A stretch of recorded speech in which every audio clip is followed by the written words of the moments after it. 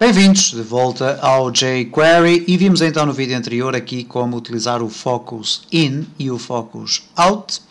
Neste caso, utilizando então aqui uma função anónima, que é o termo técnico que designa a construção que aqui está.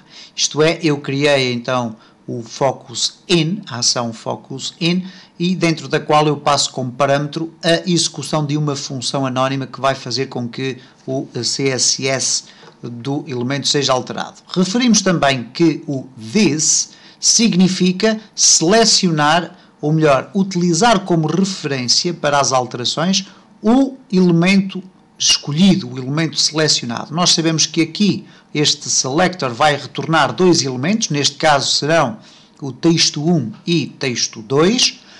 No entanto, quando utilizamos o this, o jQuery automaticamente vai verificar qual dos elementos que aqui foram retornados por este selector, qual deles é que está a ser objeto da nossa atenção, ok? E, portanto, a palavra this tem essa funcionalidade. Ora, pode acontecer que em determinadas circunstâncias este tipo de implementação não seja o mais adequado. Eu vou dar aqui dois exemplos. Por exemplo, vamos imaginar que no focus in ou no out, nós temos a implementação de uma função não apenas com uma declaração, mas com várias declarações por aqui abaixo. Isto poderá tornar muito mais difícil a leitura do código.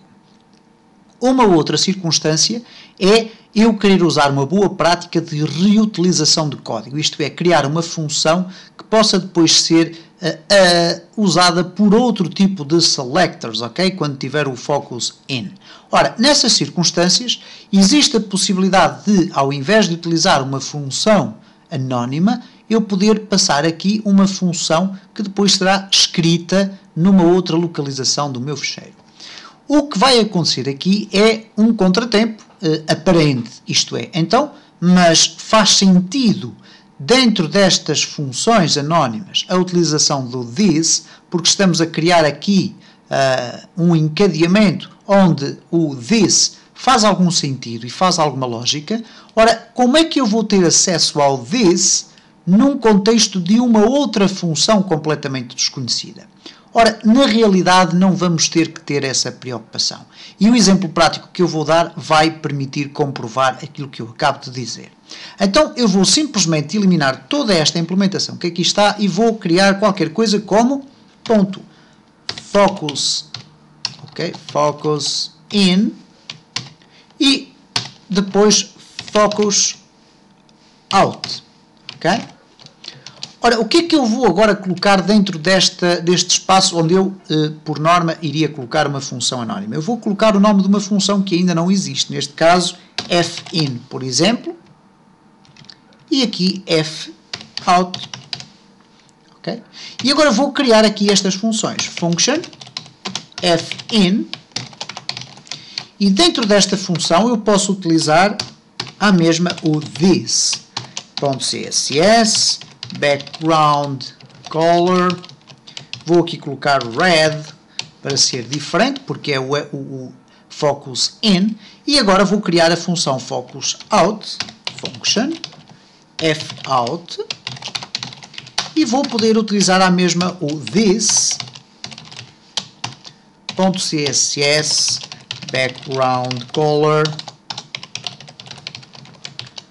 white. Portanto, irá voltar ao seu estado normal, que é o estado original, que é o branco. E vamos então testar aqui este código e reparem, cá está a funcionar de forma perfeitamente idêntica ao exercício do vídeo anterior. E, embora aqui nos fique a sensação de que existe mais código do que é normal, a sua leitura pode sair simplificada, porque reparem, eu tenho aqui tudo isto concentrado nesta declaração e depois disperso por diferentes funções. Da mesma forma que, tal como eu falei no início do vídeo, eu posso querer reutilizar as funções que aqui tenho e, portanto, nestas circunstâncias, o mais conveniente é não optar pelas funções anónimas, mas sim criar uma função específica para o caso de eu querer depois adicioná-la a outro tipo de elementos. E, portanto, vimos aqui uma forma mais simples de nós podermos concatenar aqui funcionalidades dentro do nosso jQuery.